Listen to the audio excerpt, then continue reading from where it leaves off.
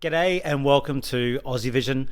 Today we are talking about Eurovision 2023 and the fact it is being hosted in Liverpool. We all know that they were chosen last week as the host city for 2023, and it was a big relief for a lot of people, a lot of celebration. It just also meant that we knew the dates, the 9th, the 11th and the 13th of May, and we have some clarity about trying to make some travel plans at this point. However, that has also been where there's been a lot of panic and a lot of worry for fans as so many people are trying to book and prices have gone through the roof. So we're just going to give some tips and maybe some answers to questions people may have just from our previous experience of going to the contest. So let's start with the accommodation. Well, straight after the city is announced, it's probably the worst time to book accommodation. Demand is absolutely through the roof. Everybody wants to go to the city, the people who live there, people who are traveling, and everyone is booking or have already made bookings in the past. So that demand is super high and the supply just can't match it. So what happens with these sites like booking.com and Airbnb, where particularly people can book with free cancellation, they don't have to pay anything up front. So many bookings are coming through and the prices just go through the roof. The 20,000, 30,000, 100,000 plus for some of these for the week. It's just ridiculous and it just can't be done. So doesn't mean you have to worry or spend a whole year's worth of your wage about traveling to the contest. It just means that right now the demand is super high. Now, it's not going to stay like this. This is the absolute peak, and we've seen this year in, year out. Turin the same, Rotterdam the same, things before that as well. So they're always in these tens and 20,000s, but essentially those prices will come down because people will cancel their plans. Now, that might just be people are hopeful to go, then they decide that they don't want to, they may not get leave, they may not save enough money to go traveling or to do it, but probably the biggest impact that will bring those prices down is tickets. Once people can't get tickets, they're not going to go, or a lot of them won't go to the show. They're going to cancel all those bookings. The demand will come down. Even if only half of those people who made bookings don't get tickets and do that, you're almost like getting so much more hotels becoming available, and then eventually the prices will come down. This happened for us last year. We ended up booking somewhere for the week in March and it was around 3,000. That was cancelled at that point because someone was trying to make more money. And then the tickets came out, people cancelled it, and we booked a new and better and bigger place for only $2,000 for the week. Now, still not cheap, right? But it's not 10 or 20,000. So those prices will definitely come down. So you just need to be patient and you definitely need to wait until the tickets come out, I think, for the best bang for your buck. Obviously, other things are being looked at as well. The Liverpool City Council are looking at putting a cruise ship on the Mersey. That's even more supply. So if that ends up happening, and there's no guarantee it will, but if it does, that's even more supply. And as that demand drops a little bit for the cancellations, that means prices will come down. So be patient. Please don't book anything now that costs a lot of money and pay it up front.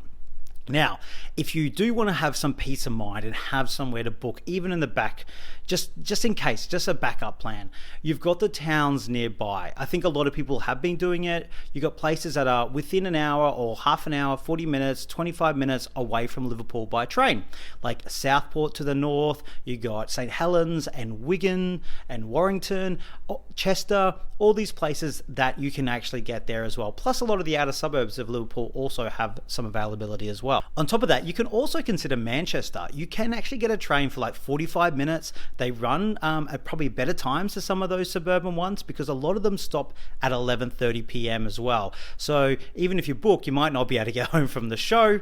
Let's see if they put more trains on next year as well. I would only recommend these as backup plans though. I really feel that as the cancellations come through, that things will come through for Liverpool in the end. So maybe you want to have them as a backup, book them there, but just don't pay anything up front now. If you can do a free cancellation or get your money back, that's fine, but just don't go crazy at this point. This is the worst point, as we said. Be calm, wait and see, and the prices and the availability will improve drastically. So for that to happen, as we said, it's all about the tickets. Let's talk about that. Now, it's great Liverpool has the show and they're going to put on some great events and the waterfront will be great. But the one downside is the stadium only fits 11,000 people. So that's a few less tickets than normal because that's quite small for a Eurovision stadium. However, it may not even be 11,000. Once you bring in stage design, other production elements, that could drop lower. It may not, but it could. That means less tickets. Hate to break it to everybody, but it's going to be so hard to get tickets. And you need to prepare yourself that you may not get tickets, particularly to the live show, and maybe not to anything. So you need to start factoring that into your plans as well. This is going to be the hardest Eurovision to get tickets for in recent memory. So what you can do with this as well is just consider going to the family shows or maybe the jury shows as your kind of first priority. They are just as good as the live shows. You don't get the live broadcast and the announcement of qualifiers or the results there, but sometimes that's better to watch on TV anyway. You get to watch all your acts, you get to watch them live in the stadium as they would be, and it is definitely worth going to as well. So when are tickets going to become available? Well, probably not anytime soon. They've got to work out the stadium, how that's, as we mentioned, how it's all going to be formatted for TV, work out those details, ticketing agencies, what can be supplied. There'll be things like delegation and all these other things to work out as well. So they often take a bit of time. I'd be very surprised if tickets are available this year. It may be around Christmas, maybe afterwards. Last year it wasn't until April, but COVID was playing a role in that one, of course, as well. But yeah, don't expect them anytime soon. So be patient on the tickets, hopefully this year, but it may be into next year until we can really start firming up those plans. So you're just going to have to wait and see on that one. The other factor in tickets is the fan clubs, the OGAE. They're the official fan clubs around the world, different chapters. There's like an OGAE Australia, and often they will get packages to the shows themselves for their fans. And people do it in different ways about how people can access packages, random draws, length of membership, how engaged they are. You need to check with your local OGAE fan club. However, it's no guarantee that these clubs will get ticket packages. They normally do. Sometimes there's a lot, sometimes there's not many at all, but there's no guarantee as well. So they may not come through. And if they do, you really need to be part of that fan club already. In Australia, you've got to be a fan club member from that already signed up or renewed your membership. If you're trying now, unfortunately, it's too late. So I wouldn't say don't join your club because I often will have great information, great contacts and networks within the club itself for everyone to help each other out. Plus, they're just great to join and they have some great events as well. So ultimately, manage your expectations with tickets is the main thing. And that kind of comes into the third thing, which is flights. Now, flights for Australians is particularly important because it's a very long way and very expensive, but it is for many people across the world.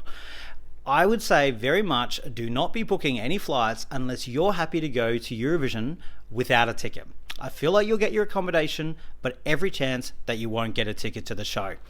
Until you have that, maybe don't outlay that booking. If you really feel like you need to have a ticket to show to make it worthwhile, hold off on booking the flights, even if it's amazing, or if you're happy to have another type of trip and go over to Europe for something else. The only other thing to consider with this as well is to fly into Manchester Airport if you can. It's a bigger airport, more opportunities, and it's only 1 hour away from Liverpool by train. So it's easy to do and you've got a lot more options. If you can fly into Liverpool, John Lennon, great, go for it. But it has many stops from Australia, at least 2 to get there, and there's not as many airlines. So, if you want to try and get close, Manchester is your bet there.